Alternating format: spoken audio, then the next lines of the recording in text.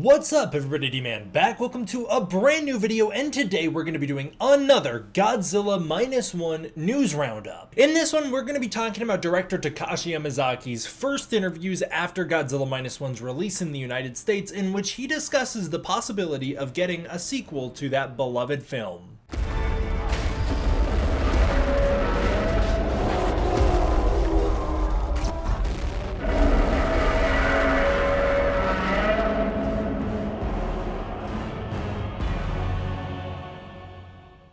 Alright you guys, you know the drill. As we continue our chronological journey through the release and development of Godzilla -1, and hopefully, fingers crossed, a Godzilla -2 or whatever they decide to call it, I'm rooting for a sequel. We are going to be picking up where we left off in the last one in December of 2023, finishing off the month strong with some interviews talking about the potential for a Godzilla -2. The first thing I wanted to talk about is this little letterbox interview that was done with the director of Godzilla -1, Takashi Yamazaki, in which they ask him to pick his top 4 favorite Godzilla films. These should not be a surprise because he essentially already did this in Japan when he picked 4 Godzilla films to re-release before -1 came out in theaters, but I figured I'll go over it here because I saw this got a lot of buzz, and he's got some good picks. I like it. I like this list. None of this Godzilla versus Hedorah, Godzilla versus Megalon stuff on here. Okay, this list's not purely nostalgia. This list is a fan who's seen all the movies and is picking his faves. The first one he picked is obviously the first movie, Godzilla 1954, because he likes Godzilla to be scarier rather than cute, and I completely agree. His next pick was Ghidorah the Three-Headed Monster, one of my personal faves, and he says that this is a nostalgic favorite of his because it's set in his hometown, and it was also his first kaiju film, but that it's also a really important moment in the Godzilla franchise because it's where Ghidorah was introduced, and Ghidorah is one of his personal faves. And for those reasons, and the fact that it's where Godzilla unites with Mothra and Rodan, I do think the movie deserves to be on many top 4 lists of faves, or of important Godzilla films, or whatever. Next up, awesome pick right here, and a fan favorite, GMK, Godzilla, Mothra, King Ghidorah, Giant Monsters All Out Attack. Once again, he reiterates it's because he loves the villainous Godzilla and how they interpreted the other kaiju to make them heroes in order to oppose Godzilla. His final pick is Shin Godzilla, which makes sense. Those were the movies he decided to re-release in theaters as well. Godzilla minus color was announced with an initial trailer and poster for the film. Godzilla minus color, if you don't remember, was a re-released version of Godzilla -1 in which they made it black and white like the original film. Takashi Yamazaki reveals that Godzilla -1 minus color was in works for a long time and wasn't just a random thing they decided to do to capitalize on the film's success. He says that they didn't make the movie monochromatic, they actually adjusted the entire film shot by shot in order to bring out the skin tones but also bring down the backgrounds, in order to create more texture, in order to highlight the beauty of the landscapes, and in order to bring out more horror. In fact, he goes on to state that they were trying to keep the style reminiscent of monochromatic photography, rather than black and white movies. He says that they tried to unearth as much skin textures, landscapes, and details as possible through this version of the film. This was in hopes of trying to create an even more terrifying Godzilla with a near documentary-like feel, giving it a new sense of reality and even more fear. Now, if you haven't seen Godzilla -1 minus color, it is out on Netflix now, and it's also going to be re-released in theaters here this November, so keep your eye out for that. Also, if you want to hear my thoughts on Godzilla -1 minus color, I've got a full review where I go in depth on the movie and how wonderfully handled I thought it was, because I do think that's an amazing way to watch that film.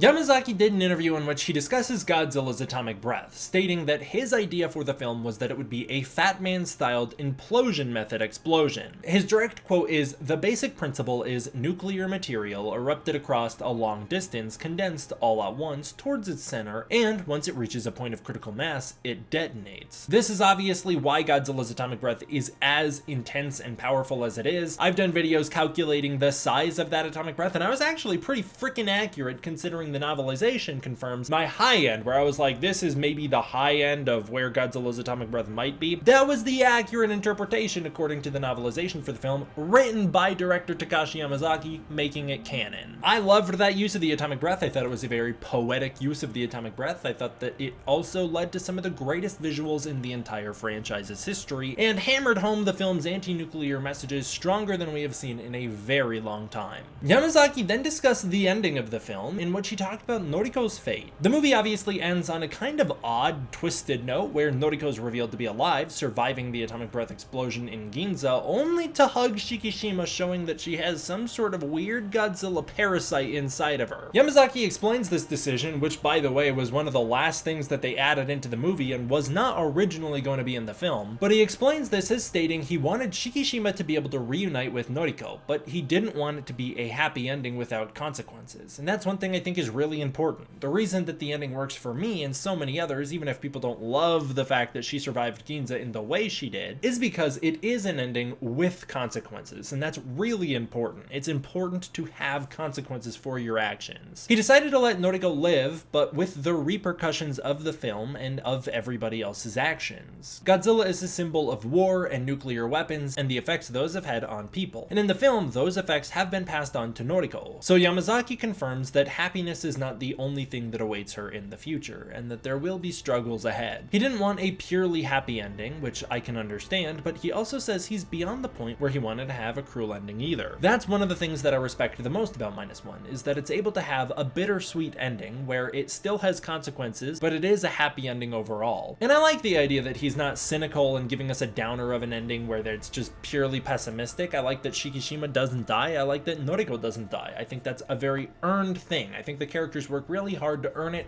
and I think it works. So where do things go next? Yamazaki's obviously thinking about what Noriko's future is going to be based on her fate revealed at the end of the film, but where do things head from here? In the same interview, Yamazaki goes on to explain, when asked if he could do another Godzilla film, what he would do, he stated, "My honest feelings, I would like to see a continuation of those people's story. If I could make it, I would like a movie that involves what happens to them after that." A lot of people have been wondering if Yamazaki will be brought back into the Godzilla fold to direct another anthology film, with many people thinking Toho only prefers anthology solo entries from here on out. And while that might be the case, there's nothing to say that that isn't the case at the moment. I would suspect it's not going to be, otherwise they'll be retreading the same thing over and over again. But it's nice to see Yamazaki's already talking about the fact that he has ideas, has story, and has potential for these characters moving forward. I think a lot of people like myself worry that if we get another movie that our characters will suffer, because a lot of us were really happy with the ending of -1, but there's no one else I would trust to continue their story other than director Takashi Yamazaki, so if their story continues, I'm here for it, and I'm excited, and I would love that. I loved -1, I would love to see a continuation of that movie, the story, the themes, and the characters. I'd love to see where they go from here, and I'm excited to see what he would do. Yamazaki hasn't been shy about the fact that he wants to involve other monsters either. While this interview was a little too soon for him to start talking about that, he's said recently that there's plenty of monsters he'd love an opportunity to throw onto the big screen against Godzilla, whether in a -1 sequel or not. Godzilla -1 and Toho producer Minami Ichikawa spoke about the potential for a sequel. She actually speaks on the broader future of Godzilla in Japan overall, but I think it's a very interesting quote, and it shows Toho's mentality when approaching these films. She stated, "As for the next live-action movie, I personally don't think there's any need to rush things too much. We need a good idea, a good script, a good director, and a good cast, and we want to work carefully." I love that they're not just rushing into things. I love that they didn't greenlight a -1 sequel for release this year or next year based on the success of the film in 2023. I like that Toho takes things one step at a time, and they develop things for a really long time. Let us not forget that Shin Godzilla was in development for years before we found out about it. Godzilla Singular Point was in development for years before we found out about it, and Godzilla -1 was in development for, you guessed it, years before we found out about it. Toho really takes their time to develop things to the best of their ability before releasing them, so that when they are ready to tell those stories,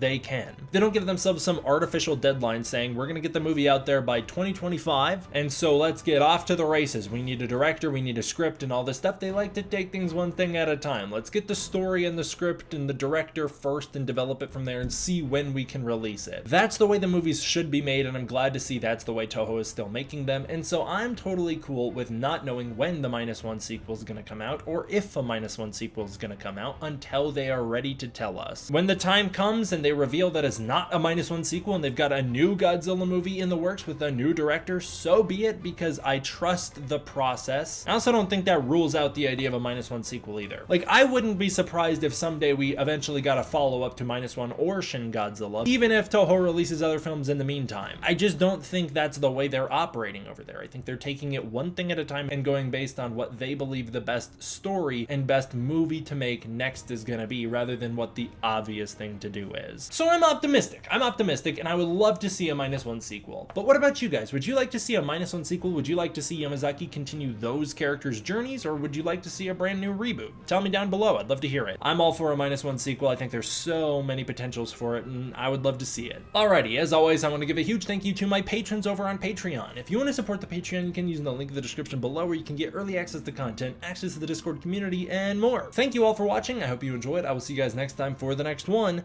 D-Man, out.